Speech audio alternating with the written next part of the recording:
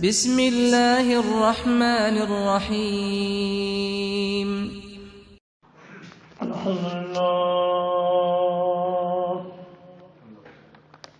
الحمدللہ رب العالمین والصلاة والسلام علی سید رسول وخاتم النبیین محمد وعلی آلہ وصحبہ اجمعین اما بعد فقال اللہ تبارک وتعالی فی کلامہ المجید اعوذ باللہ من الشیطان الرجیم وقرن فی بیوتکن ولا تبرجن تبرج الجاہلیت الاولی۔ اے میرے پیارے نبی کی ازواج مطہرات، آپ اپنے گھروں میں ٹک کر بیٹھی رہیں اور جاہلیت کے زمانے والی بناؤ سنگار کر کے گھر سے باہر نہ نکلیں۔ وَأَقِمْنَا الصَّلَاةَ وَآتِينَا الزَّكَاةَ وَأَطِعْنَا اللَّهَ وَرَسُولَهُ، اور نماز کو قائم کریں اور زکوٰۃ کو ادا کریں اور اللہ اور اس کے رسول کی اطاعت کریں۔ انما یرید اللہ لیذہب عنکم الرجس اہل البیت ویطہرکم تطہیرا۔ بے شک اللہ تعالیٰ یہ ارادہ رکھتا ہے کہ اے نبی کے گھر والوں، وہ تم سے گندگی کو دور کر دے اور تمہیں پاک کر دے، پاک کرنا۔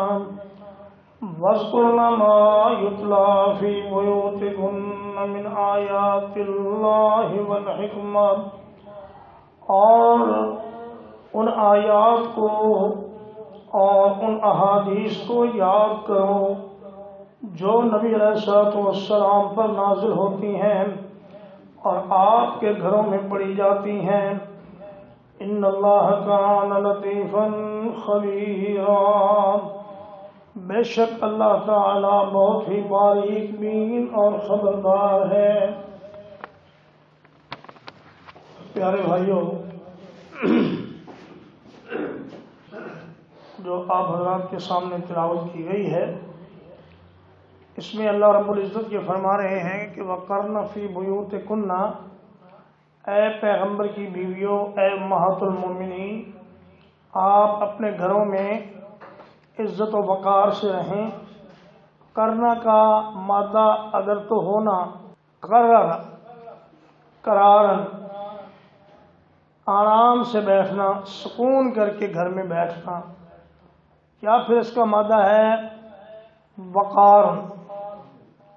اس کا مطلب بھی یہی ہے کہ باوقار طریقے سے، باعزت طریقے سے گھر میں رہو اور بلا ضرورت گھر سے باہر نہ نکلو، اور اگر ضرورت کے ساتھ بھی نکلو تو کسی قسم کا بناؤ سنگار کیے بغیر اور زمانہ جاہلیت کی عورتوں جیسا اس میں خوشبو لگا کر یا اپنے جسم کے نمایاں حصوں کو ظاہر کرتے ہوئے لوگوں کے سامنے لچکتی ہوئی چال اور بل کھاتی ہوئی عورتوں کی طرح بازاروں میں ناز و ادا سے نہ چلو، بلکہ اگر جانا پڑے کبھی مسجد جمعے کے لیے، نماز کے لیے، یا عیدین کے لیے، یا پھر حج کے لیے، یا عمرہ کے لیے، یا ایسی ضروری سروسز کے لیے کہ جو عورتوں کے بغیر ہو نہیں سکتی، جیسے کہ لیڈی ڈاکٹر ہے یا لیڈی ٹیچر ہے، یا پھر ایسی خواتین جن کے گھر میں ضروریات زندگی لا کے دینے والا کوئی مرد نہیں، وہ بھی ضرورت کے تحت گھر سے جا سکتی ہیں، سامان خرید سکتی ہیں، لیکن انہی شرائط کے ساتھ کہ وہ انتہائی سادہ اپنی زینت کو ظاہر نہ کرتے ہوئے، خوشبو لگائے بغیر گھر سے نکلیں، نبی کریم صلی اللہ علیہ وسلم نے فرمایا کہ ان المرأۃ عورۃ، فرمایا کہ جو عورت ہے یہ چھپا کر رکھنے کی چیز ہے۔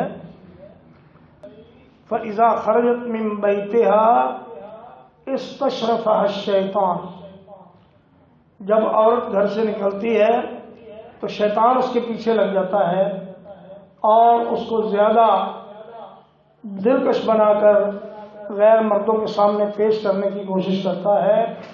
پھر اگر کوئی نیک خاتون ہو، اللہ کا خوف رکھنے والی ہو، تو اس پر شیطان کا اثر نہیں چلتا، لیکن اگر کوئی کمزور ایمان والی ہو تو اس کو شیطان ورغلا لیتا ہے اور بہلا لیتا ہے۔ بعض لوگوں نے یہ کہا کہ جی سیدہ عائشہ نے بڑی غلطی کی، وہ گھر سے نکلی اور جنگ جمل میں ان کی حضرت علی رضی اللہ تعالیٰ عنہ کے ساتھ لڑائی ہوئی۔ تو اس پر جو صحیح اور سچے مورخ ہیں، تاریخ نگار ہیں، انہوں نے جو واقعہ لکھا ہے وہ صرف اتنا ہے کہ آپ رضی اللہ تعالی عنہ حج کے سلسلے میں مدینہ منورہ سے نکل کر مکہ مکرمہ آئی ہوئی تھی۔ آپ مدینہ سے کسی بھی لشکر کی قیادت کے لیے یا کسی بھی لڑائی کے لیے گھر سے نہیں نکلی تھیں، بلکہ حج کے لیے آئی۔ وہاں پہنچ کر ان کو یہ خبر ملی کہ مدینے میں سیدنا عثمان رضی اللہ تعالیٰ عنہ کو باغیوں نے شہید کر دیا ہے، اور اسی اثناء میں حضرت طلحہ اور حضرت زبیر اور بعض دیگر صحابہ بھی سیدہ عائشہ کے پاس آ گئے اور یہ صورتحال بتائی اور پوچھا کہ اس میں کیا کرنا چاہیے۔ یاد رکھیے کہ ام المومنین حج پر بھی تنہا نہیں گئی، بلکہ مارن کے ساتھ گئی۔ ان کا بھانجا عبداللہ ابن زبیر رضی اللہ تعالیٰ عنہ یہ سیدہ کے ساتھ تھا، اور اس کی معیت میں انہوں نے یہ حج کا سفر کیا۔ کہنے لگے کہ اب واپس مدینے جانے کی تو حالات نہیں ہیں، تو کیا کیا جائے؟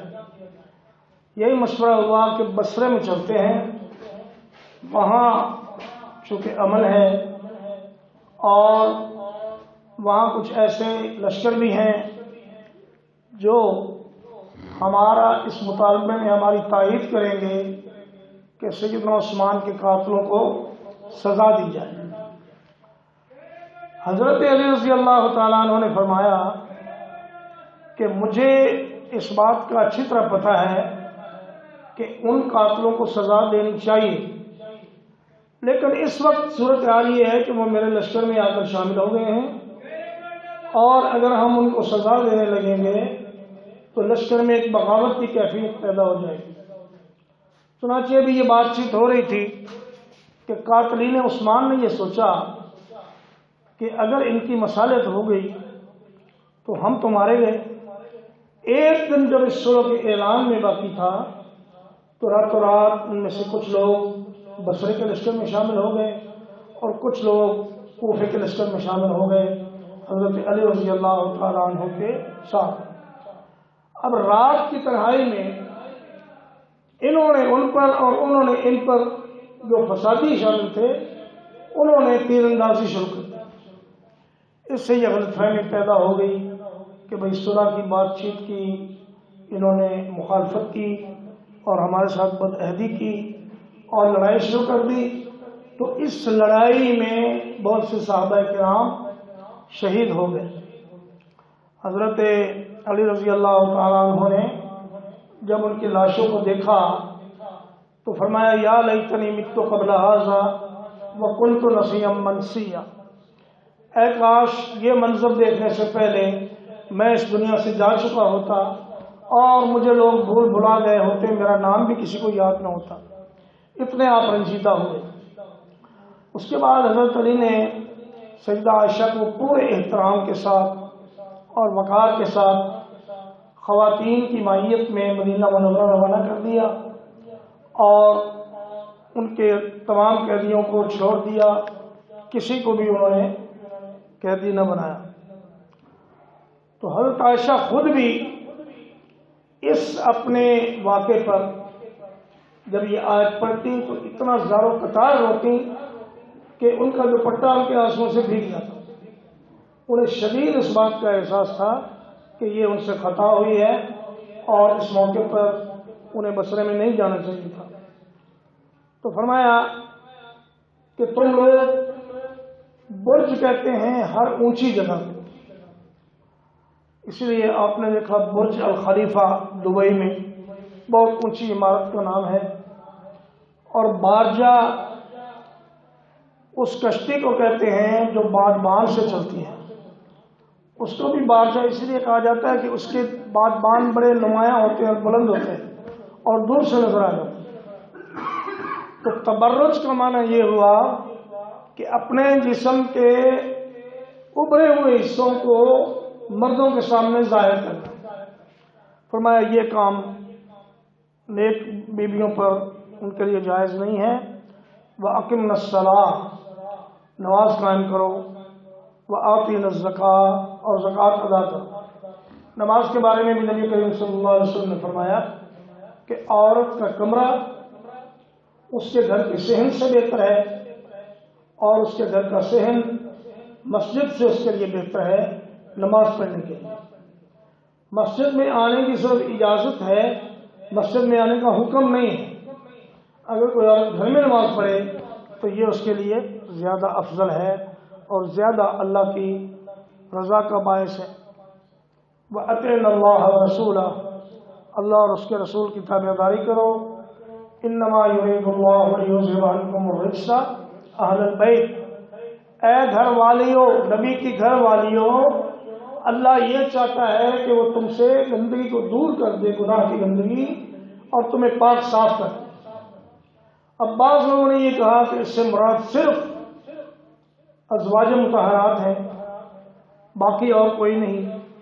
بعض نے کہا کہ نہیں، اہل بیت سے مراد صرف وہ ہیں جن کو نبی کریم صلی اللہ علیہ وسلم نے اپنی چادر میں لپیٹ کر کہا تھا اللہم ہؤلاء اہل بیتی۔ تو فرمایا کہ صحیح بات یہ ہے کہ بیوی تو اہل بیت میں سب سے پہلے شامل ہوتی ہے۔ قرآن مجید میں 2 جگہ اور اہل بیت کا لفظ آیا ہے، وہاں مراد بیوی ہی ہے۔ فرمایا اتعجبین من امر اللہ رحمت اللہ وبرکاتہ علیکم اہل البیت، اے ابراہیم علیہ السلام کی بیوی، تم اللہ کی رحمت سے تعجب کرتی ہو۔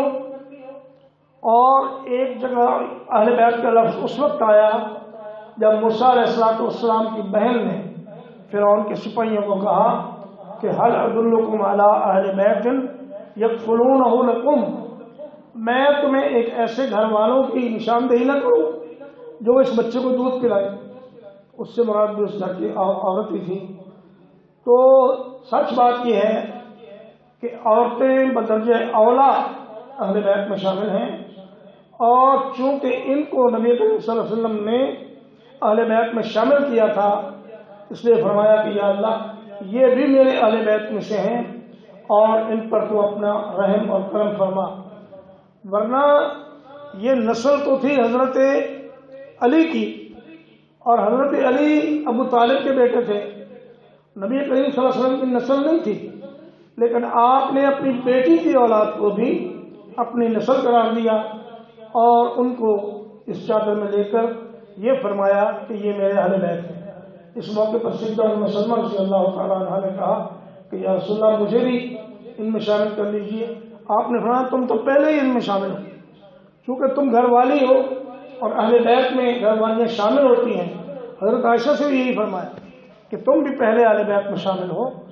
تو صحیح بات یہ ہے کہ دونوں اس سے مراد ہیں، نبی صلی اللہ علیہ وسلم کی آل بھی، اولاد بھی، اور ازواج مطہرات بھی۔ اور فرمایا کہ وَاذْكُرْنَ مَا يُتْلَىٰ فِي بُيُوتِكُنَّ مِنْ آیَاتِ اللَّهِ وَالْحِکْمَةِ، اللہ کے قرآن کی جو آیات تمہارے گھروں میں نازل ہوتی ہیں، نبی کریم صلی اللہ علیہ وسلم پر تمہارے ہی گھروں میں نازل ہوتی ہیں، ان کو پڑھو۔ اور حکمت سے مراد ہے نبی کریم صلی اللہ علیہ وسلم کی حدیث۔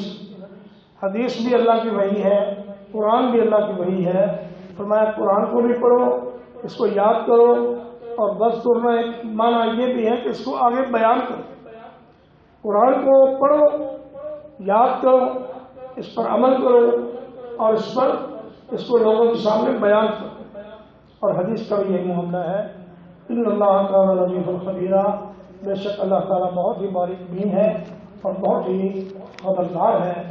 اقول قولی ھذا واستغفر اللہ لي ولكم ولسائر المسلمين۔